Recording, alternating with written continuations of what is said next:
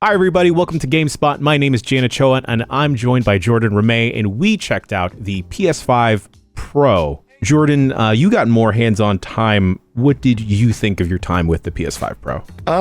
It surprised me. I'm not like a huge tech person, numbers guy, so it was one of those things where when the developers are like, this is how much the PS5 Pro does things so much better, it was kind of like, oh, those numbers are going in one ear and out the other, but I can't really visualize exactly what that means. So it was really cool to actually sit down with the console and see a comparison. It's like, this is what the game looks like on the original PS5 performance. Here's what it looks like on the PS5 Pro, and there is a noticeable difference. Not with every game that we saw and that we were interacting with and playing with, but there were a few games that I was like, there is definitely a noticeable detail difference. It's kind of like playing the game in both the performance mode and the more visual fidelity mode. Jordan, we checked out, I believe it was Ratchet & Clank Rift Apart, Spider-Man 2, Final Fantasy VII Rebirth, and then Horizon Zero Dawn. Out of those, where did you notice the most difference with the PS5 Pro? Definitely Final Fantasy Rebirth, by like it wasn't even close. Not to say that the other games had no improvements whatsoever, but it was definitely one of those things that when looking at Spider-Man or Ratchet and Clank or things of that nature, it was like, oh, the details, the differences, I was noticing them when the game was primarily not in motion, where it's like, oh, the confetti in Ratchet and Clank, like it's more detailed. I can see individual parts. The cannon that shoots them out is more explosive. In Spider-Man, I can see a little bit further away. I can see individual towers on the horizon and individual words on billboards from a further distance. With Final Fantasy VII Rebirth, there were those changes as well, but you could definitely see more of those adjustments as the game was in motion. Cutscenes, combat, things of that nature.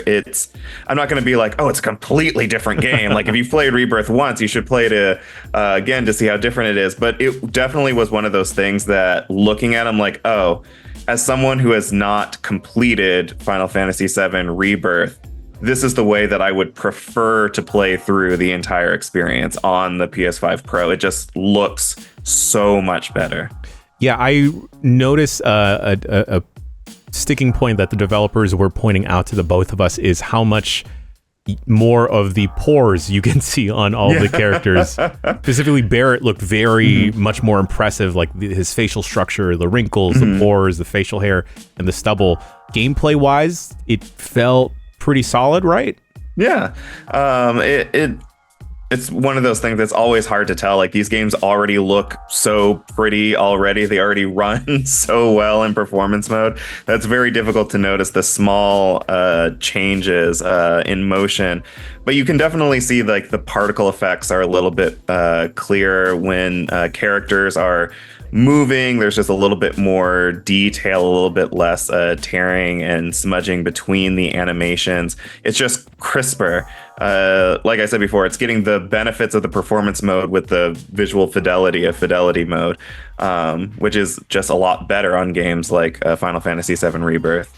It seemed like a lot of the developers were very happy to be able to show off the gameplay uncompromised, because a lot of folks, I don't know how you play, Jordan, but I'll generally try and stick to get to 60 FPS as much as possible, and I'll compromise some of that visual fidelity. But now it seems like a lot of people that have had to compromise don't have to do that anymore. And the developers that we all chatted to, they seemed very pleased the whole day with how the game was looking, how the game was running. If you didn't have a PS5 right now, would you pick up the PS5 Pro upon launch?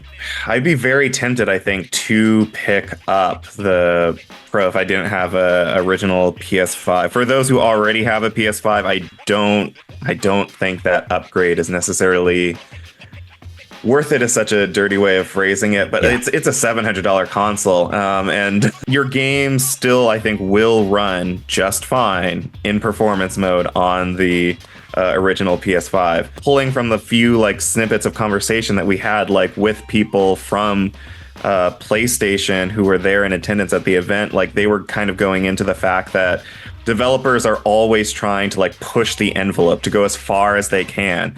And that's quote unquote easier to do like on a PC where the technology is there to be upgraded to go further and faster. Consoles, you're kind of limited to exactly what the hardware is. No one's buying a PS5 and breaking it open, being like, what can I add to like improve this? So you kind of get what you get. The PS5 Pro is clearly going to allow developers to push the envelope a little bit more. And I think that we're going to see instances down the line where like, even though the PS5 Pro can currently play a game in like both performance and visual fidelity mode, quote unquote, at the same time, I think we are going to eventually see games where it's like, oh, now we're able to push this so far that like the new benchmark for performance mode is going to be higher. I'm not a developer. I can't say this is going to happen for sure, but I just feel in my bones that's the direction we're going. At the event, we were also able to see the 30th anniversary collection for the PS5 Pro. And as I was saying that the $700 price tag is a tough pill to swallow, seeing that special edition console in person made me think about pulling out the wallet then and there. It's such a pretty console. Yeah. I wish I hadn't seen it in person. I'm the same. Like I know that Sony is very, very good when it comes to their like the production quality of the actual console itself and all the peripherals. I myself have never really thought about picking up a PS Portal, but seeing the 30th anniversary edition of the PS Portal was very tempting. Same thing with the DualSense Edge. I'm completely fine with the base DualSense. The DualSense Edge with the little embossed cross, square, triangle, the circle. colored face buttons.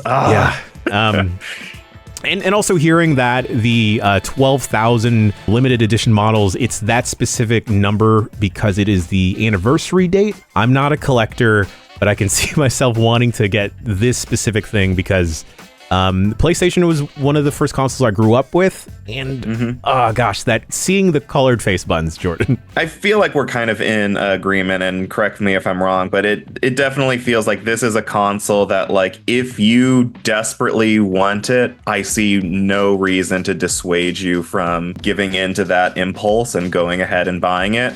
But as someone who already has a PS5 and feels like it works just fine and will continue to work just fine with all of the first-party games that Sony has on the horizon, I'm in no desire to upgrade right now. And I don't think I'll even have a desire to upgrade within the next year or two. I mean, we'll see. I can't speak for what's going to be going on in 2026.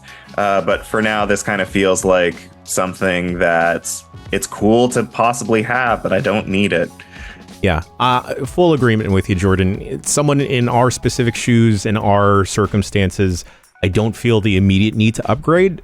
Also because I play a lot of my games on PC, but I understand that PC gaming is still a new ecosystem for a lot of people and can be very intimidating, understandably so. And that's and $700 is an easier price tag than, say, building out a whole custom PC to run everything. 100%. So I can see if you don't have a PS5 or you don't quite want to explore getting into the PC gaming space, that a PS5 Pro is like a good investment for you if you are a console gamer. Thank you, Jordan, and thank you for watching, everyone at home. We'll see you next time.